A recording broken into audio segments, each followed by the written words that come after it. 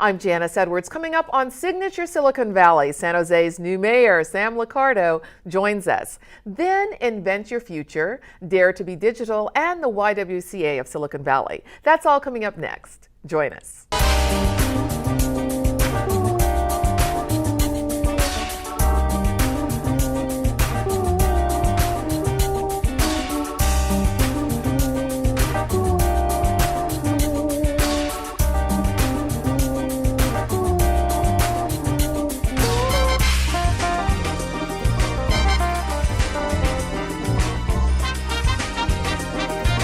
And welcome to Signature Silicon Valley. I'm Janice Edwards, and we are thrilled today to have San Jose's newly elected mayor, Mayor Sam Liccardo, who has been in office just a few months, joining us today. Nice to have you with us again, and welcome back to the set. Thank you, Janice. It's always a pleasure to be here. Yes, glad to have you. Last time you brought Chipino when you were a candidate, and now you are the mayor. So first of all, how does it feel? What do you experience differently being the mayor of San Jose? Well, I love the job. This is a great time to be coming into a job like this. We have a lot of opportunity ahead right now in this city. Obviously went through a very tough time, but there wouldn't be a better job in this country in my view. San Jose is a great city, and having an opportunity to make things happen in this city, really given the extraordinarily talented group of human beings we have living in the city, the great diversity, just the extraordinary opportunity of being in Silicon Valley. This is a great time. But most importantly, the best thing about this job is all of a sudden your jokes become much funnier than they were when I was a council member. And so see, just like that. Exactly. But that's very true, that a lot of people see you in a little different light. They do. But you also have a lot more pressure.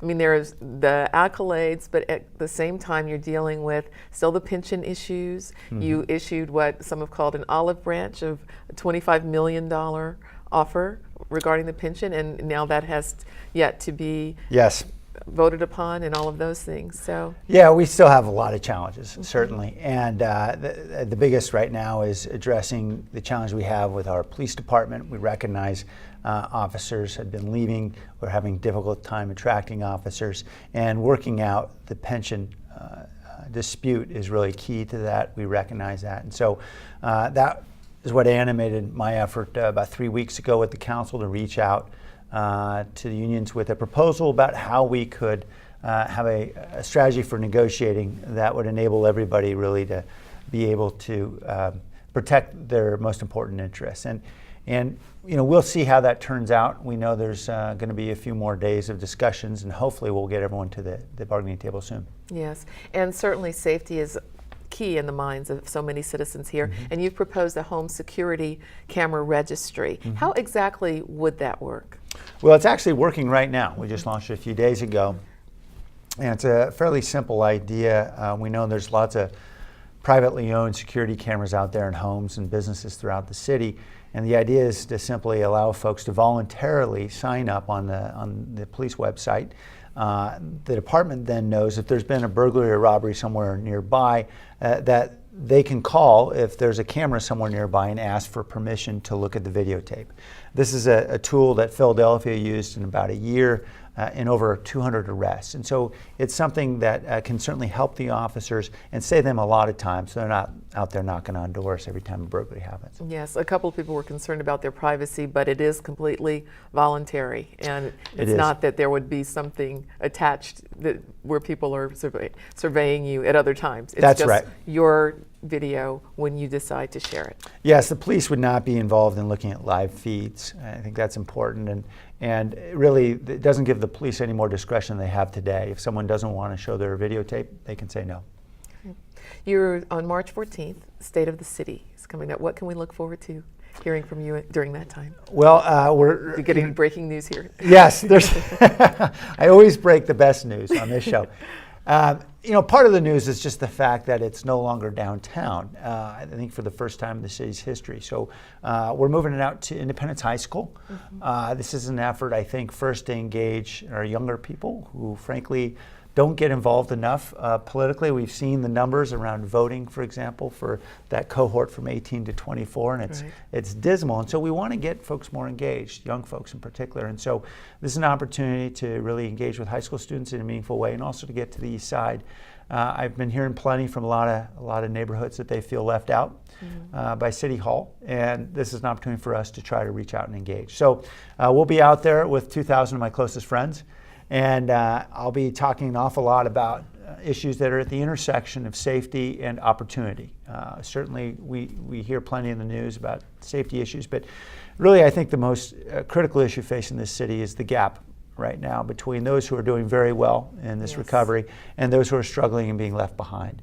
And I'll be talking about after-school programs and opportunities to get teenagers, particularly folks who, some of the kids who are at risk in various ways, getting them summer jobs and after-school jobs, and doing more to be able to create opportunity in ways that also help improve safety. Yes. You also have a neighborhood budgeting meeting that comes on the 7th, I think, which is, and that's something where people can give input. And and how seriously is what they provide, the information they provide or the input they provide, incorporated into what you'll actually propose? You know, in the past, I'm not sure it really was all that seriously incorporated. We've had these gatherings before, and you know, everybody's very well-meaning about it all, but then the truth of the matter is that by the time you get the 400-page budget dumped on your desk in April or May, by then you've forgotten everything about what happened a couple months before, and you're lost in all the details and fighting over every marginal $500.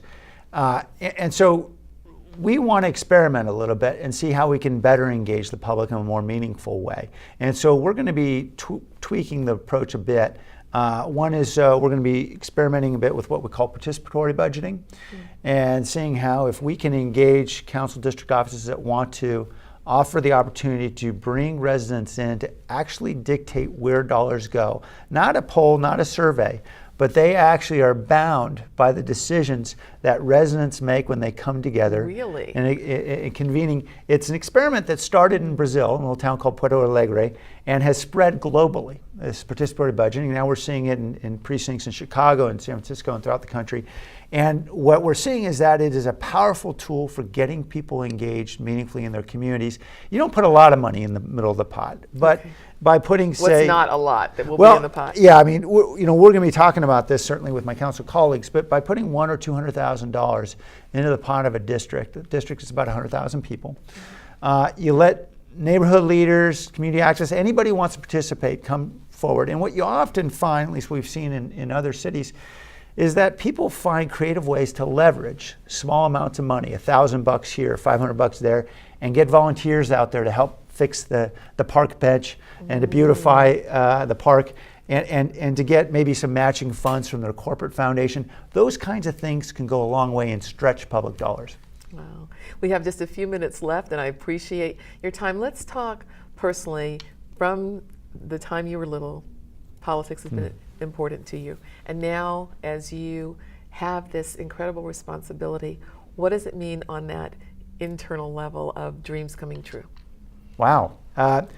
You know, I always admired, you know, the great political figures of the last century. You know, Bobby Kennedy was always a big hero of mine. And this is a wonderful opportunity to be a big city mayor, particularly a city as great as San Jose. I want to make sure we don't waste any second of this opportunity. And so in a way, it's a good kind of pressure. It's something that constantly reminds you that you've got to try a little harder and be a little better each day. Yes, I would think the pressure is something. You ride your bike still? I do, but not nearly enough. I'm trying to get our security detail on bikes. I was wondering if they're all on bikes as well, but not in the rain, right? Right. We'll try it in the summer. Yeah, exactly. Well, it's always a pleasure to have you here, and thank you Janice. so much for spending the time. Thank you for your vision, and we look forward to seeing things expand. We certainly have seen about 40 new tech companies over the last year. So what do you hope to see, say, within a year in the downtown area? Oh, well, in the downtown, I think we're seeing a real transformation, and we're going to have about 2,000, 2,500 units of housing built within the next year and a half, thousands more residents, and I think that's going to really transform the streetscape, and I look forward to seeing a much more vibrant downtown. Yes, we look forward to that as well. Yeah. Well, thank you so much. Thank you, Janice. It's been a pleasure. Yes, and if you'd like to attend State of the City, the details are on our screen. Each year, the Invent Your Future Conference offers women of all generations and career paths an opportunity to re-examine their lives and truly invent their futures. Ruth Sturgio is the CEO and co-founder of Invent Your Future, and it's wonderful to have you back with us. Welcome. Thank you so much, Janice. I'm delighted to be here. Glad to have you. For people who have not experienced Invent Your Future, explain exactly what happens. It's wonderful. I've been privileged to be there a number of times to MC events. You see, you have college students, you have people at the height of their careers, and people ready for retirement, women, I should say, of all ages. But tell us more about the broad vision. Well, it's really, we are focusing on giving women an opportunity to take a day just to focus on their own needs and where they're going, what their path is. And what's unique and different this year is it's not just going to be about that one day. As you know, we have built a reputation for bringing in great speakers. We have a lot of great content that we present not only at our conferences, but also online with virtual programs, and we have a great digital library. And this year, what we're introducing that's new to help people invent their future, we're going to be able to offer them some really new, exciting features, leveraging the technology that's coming out of Silicon Valley. Wow, that is wonderful. I love the fact that when you go to the conference, it's like a huge breath that you take from the hustle and bustle, and at the same time, it's so inspiring, and it's life-changing. Right. Well, I think the first step is inspiration and giving people hope. That they can get to the next level of their career.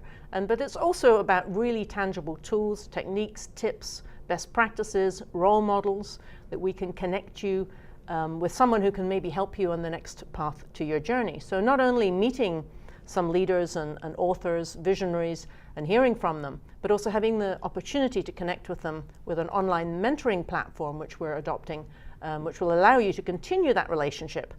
You can build a mentorship profile online and ask for and give mentorship yourself. So how will you choose or be chosen by a mentor? Well, we have recently signed a joint venture with a company called MentorCloud, and that allows you to create your profile, import your LinkedIn profile, and just give some goals as to where you're going, where you want to go in the next few years. And the software will match you up with an appropriate mentor based on that is very cool. Semantic search and intelligent matching. So it's all good stuff. Wow, that's wonderful. You know, last year I had the privilege of interviewing Tara Moore there, and she talks about playing big and really telling yourself the truth about your life. So what inspired you to play big in the way that you have for so many years with the conferences that you give? Well, I think what the driving force, frankly, was the state of Silicon Valley as it related to women in leadership. And having been here a number of years and seeing that women have made tremendous inroads in management, but they were still very much missing in action in technology companies, in leadership positions, and in boardrooms and executive suites. So I really wanted to find ways to give women practical tools and the strategies they needed to succeed, and get to be wherever they wanted to go. Yes. And how did you start on this particular path for yourself? I started life as a university administrator. I've always been fascinated by education and learning and really giving people the information. And there's so much information out there. We're all suffering from information overload. So what we want to do is be the content curators and really pick out the gems that we think will really help catapult your career. Yes, when you said that, I thought about that cartoon where the snake has consumed an elephant and it's just sitting there. It's like all this information, but then how do you get it and funnel it and use it and apply it? Exactly, digest it in the proper way. So I know that you have women of all ages, but it's always impressed me to see the college age students. What do they tell you after the conference? Because I think if I had had that information in college, and I was very blessed, as many of us have been, to have great people there, but what do they tell you afterwards? Because I think thinking proactively about your life instead of just plugging into a job changes your whole life. Right.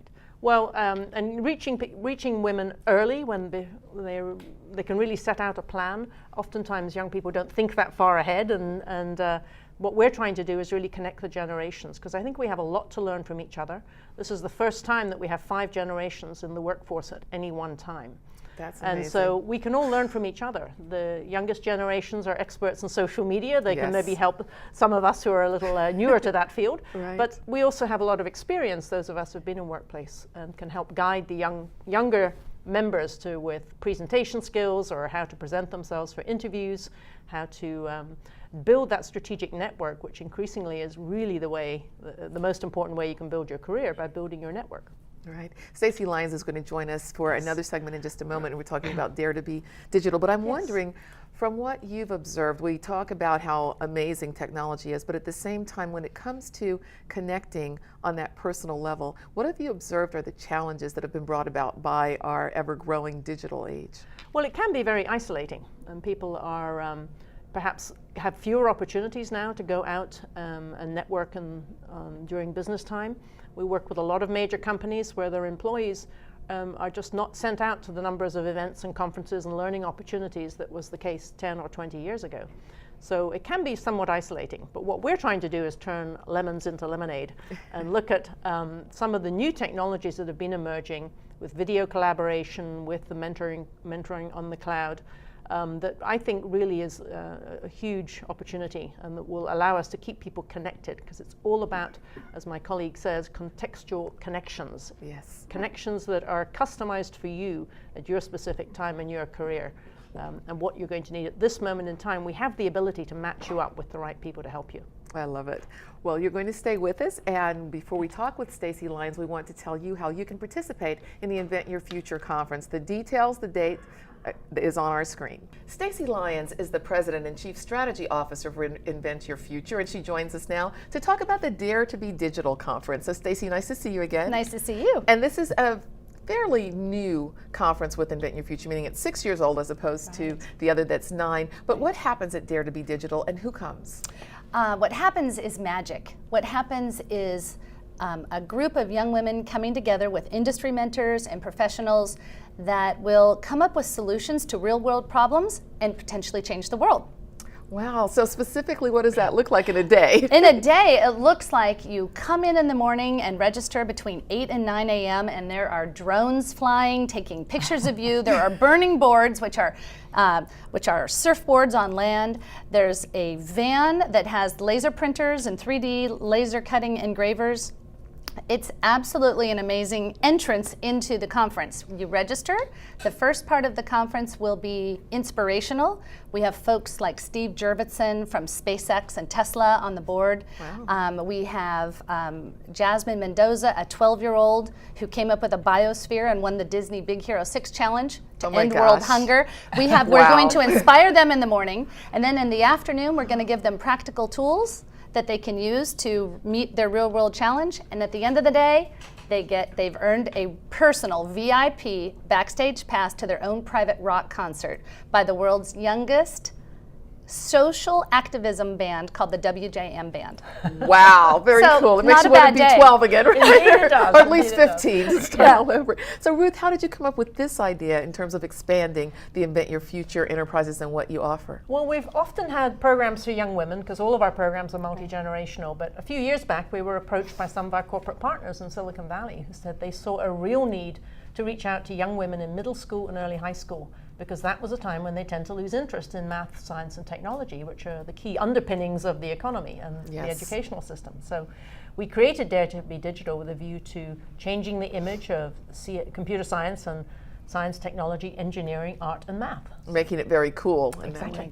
Yes, and what is it that happens, Stacey, you've probably had discussions about this, for young girls at that time that tends to lead to that decision? Well, particularly here in the Valley, if they're not programming in Python, Django, and Scratch by the time they're 10 or 11, they tend to not even opt into having an interest in computer science.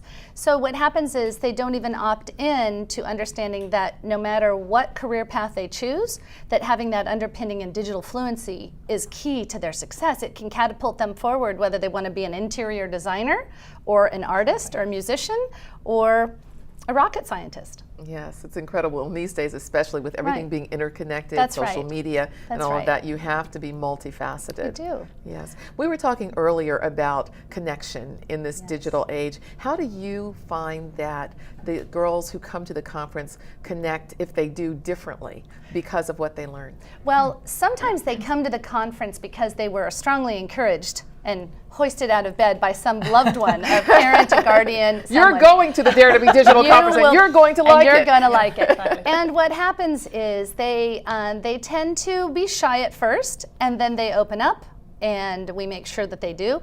And some of them, like our newest, Kamal Sharma, she is a 5-year alum of Dare to Be Digital, and she has stepped up and offered to be our ambassador for the Alumni Association to make sure, because she made friends early on and stayed connected to those friendships. And because of Dare to Be Digital, she went on to take AP Computer Science and is finding a solution to sudden infant death syndrome.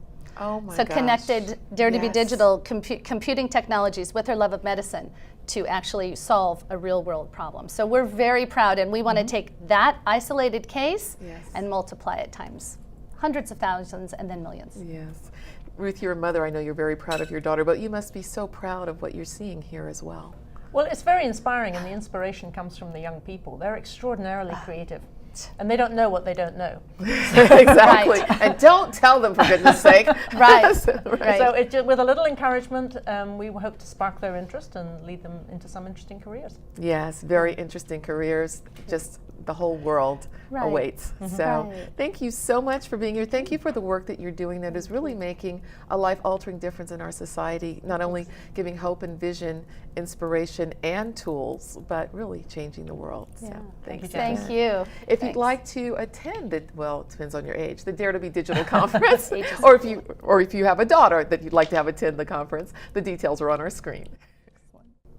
March is Women's History Month, and the YWCA of Silicon Valley has a rich history. In addition to that, the services are comprehensive and very much needed. Sue Barnes is the director of the Rape Crisis Center. Sue, welcome. Nice to have you here. Thank you. It's great to be here, Janice. Yes. Let's talk about what you offer at one of the most difficult times in a young woman's or a young man's life, because you offer services to all at the YWCA. Absolutely, we do, yes. So we have comprehensive services for survivors of domestic violence and survivors of sexual assault. And as you correctly noted, both of these crimes are crimes that don't discriminate. So it's people of all ages and all genders. Yes. One of the things I've been really impressed with the services that you offer is I did an interview years ago with a young man who had tragically been assaulted by a counselor that he trusted. When people come to you, many times they want to shut down. Sometimes they already have shut down. How do your services help them start to re-engage with life and trust when trust has been so greatly violated? Well, we really try to meet the person exactly where they're at. So it's, as you pointed out, everyone has their own path and their own journey for healing. So we provide them options, and we help them make the choices that they need to make that are right for them. In terms of people who may not have the resources, do you offer sliding scale? In fact, our services for survivors of sexual assault are completely free for all survivors, and indeed for their loved ones. Wonderful. What are your thoughts about all of the conversations and the incidents we've seen in NFL and this year that has really raised the conversation, raised awareness? Even during the Super Bowl, there was a commercial to promote girls' empowerment. Right. What should we learn from some of the really tragic things that we've seen? I think that education is paramount to changing and making a difference for all humankind, and for topics like sexual assault, which are really difficult to talk about, and where we know this is the underreported crime. So we know that what we know about survivors is just the tip of the iceberg, that there are many, many, many millions of people throughout the world that are not able to come forward, or perhaps where there's no services available. So having the dialogue be started is really important. Unfortunately, there are as many myths as there are facts out there. And I think that one of the great services that we can do as a community is start to really spread the truth about these horrible crimes. What do you consider the truth that many people don't understand? That it is a crime that does not discriminate. It can happen to anyone. We have had clients as young as 3 months old and clients in their 80s and 90s, and of all genders and people who don't identify as either gender. So this is a crime that occurs and can occur to anyone. For the road to healing, because someone watching right now might think, I don't even want to open up that door, Right. But once it's sort of like surgery in a way, that you have to really address the problem so that the skin can start to heal in that same way. A heart, a soul, a spirit, a body needs that. But what would you say to encourage someone who might be watching, who needs your services, but is afraid to come forward? First of all, we recognize the courage that it can take sometimes to step forward and ask for help. And I really think that that step is the hardest step. And in asking for help or coming for help to the YWCA, for instance, for counseling, that person never has to tell their story. It's their story. They don't need to share it to get support. That's probably very reassuring. Yeah. So when it comes to the signs of domestic violence, many times people will say, I couldn't have imagined he or she, I mean, it doesn't discriminate, but a lot of times it's, he was the sweetest guy. He always did this. What are some of the warning signs that someone might look for early on in a relationship that might be a good yellow or red flag? I think any sign that someone is trying to control someone else's life. So for instance, intense jealousy can often be a sign, or perhaps wanting to have that other person's time all to themselves. Those can be signs. Also somebody who wants to be with someone all the time and doesn't want them to have a life of their own. Yes, good warning signs. Every year you have the Walk a Mile in Her Shoes, and that's a very interesting event where men wear women's shoes. Yes, you get they a lot of do. size 11, 12s, 13s, and 14s that you We have to do. stock up. We do. And they walk.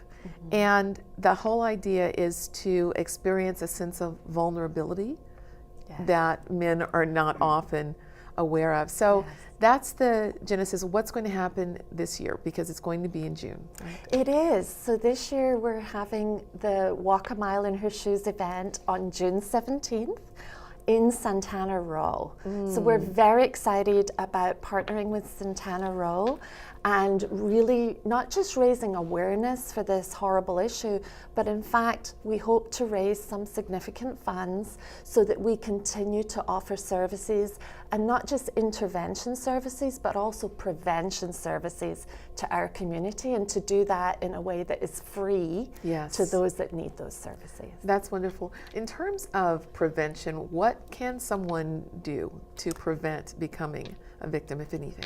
Well, I think the point that you made earlier about warning signs, I think for everyone to be aware of those yellow and red flags can help a family member or a friend, perhaps before something escalates. So that's an important thing that we can teach, those warning signs. Another wonderful program that we deliver in schools, from, in fact, elementary schools all the way up to Stanford University, is called Safe Bystander. And that teaches every individual, no matter your personality, some really safe tools that you can use personally to de-escalate or prevent violence before it occurs. Really? Oh, that sounds like a wonderful course. It really is. Well, amazing. I'd love to, maybe we could go on location and show people that. That would be amazing. That would be very important, very useful. You do such wonderful work. Thank you so much for being here. We really appreciate it. Sue Barnes, YWCA of Silicon Valley. If you'd like more information, and please make a call if you have a need. Don't hesitate. There's liberation and there's support on the other side of what you're experiencing.